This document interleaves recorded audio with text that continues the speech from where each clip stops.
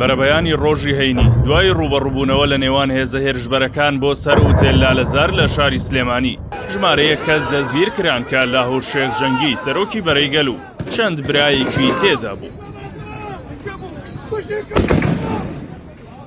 ئەو هێزەی کە ناوی لێنرابوو هێزی دووپشک و کاریان بۆ لاهوری شێخ جەنگی دەکرد ئەوانیش بەشێکی زۆریان دەستگیر کران.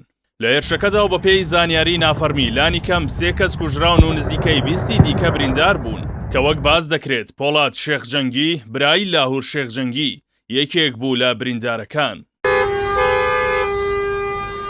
ڕووداوەکە لە سەر لە ئێوارەی ڕۆژی پێنجشەمەوە دەستی پێکرد کاتێک هێزە ئەمنیەکان بڵاوەیان پێکرا و سەرجەم بازگەکانی سلێمانی بەڕووی هاوڵاتیاندا داخرا و قەرەباڵغیەکی زۆر دروست بوو. هیچ زانیاریەکی فەرمیش لەسەر هۆکاری ڕووداوەکان بڵاو نەدەکرایەوە، بەڵام لە درەنگانێکی شەودا ڕوون بووەوە کە ئامانجی جموجۆڵەکان دەستگیرکردنی لاهور شێخ جەنگی سەرۆکی بەرەیگەل و چەند کەسێکی دیکەیە کە وا بڵاو کراوەتەوە لەلایەن دادگاوە داوا کراوە.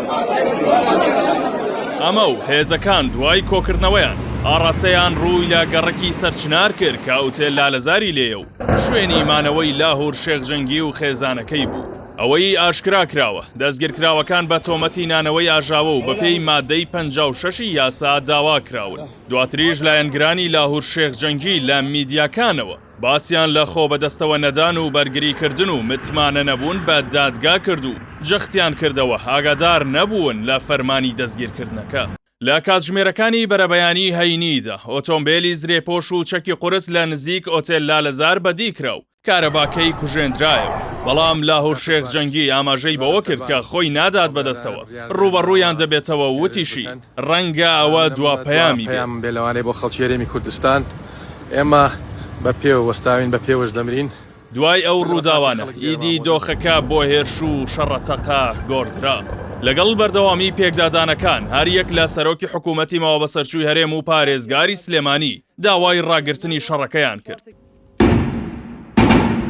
لەگەڵ ڕووناکبوونەوەی دنیا و خۆرکەوتندا شار زیاتر سەخت بوو. بەشێک لە فەرماندە دیارەکان بەشداریان تێدا کرد. درۆن بەکارهێنرا و دەنگی تەقینەوەی درۆن لە دەباشان بیسترا و دوو کەڵ بەرز بووە.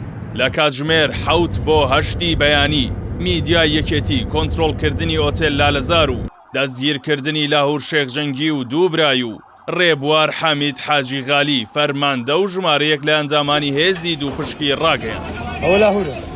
بەم جۆرە شەڕەکە دوای 4 کاتژمێر کۆتایی هات بە کوژرانی 3 کەس و برینداربوونی نزیکەی 20 کەس.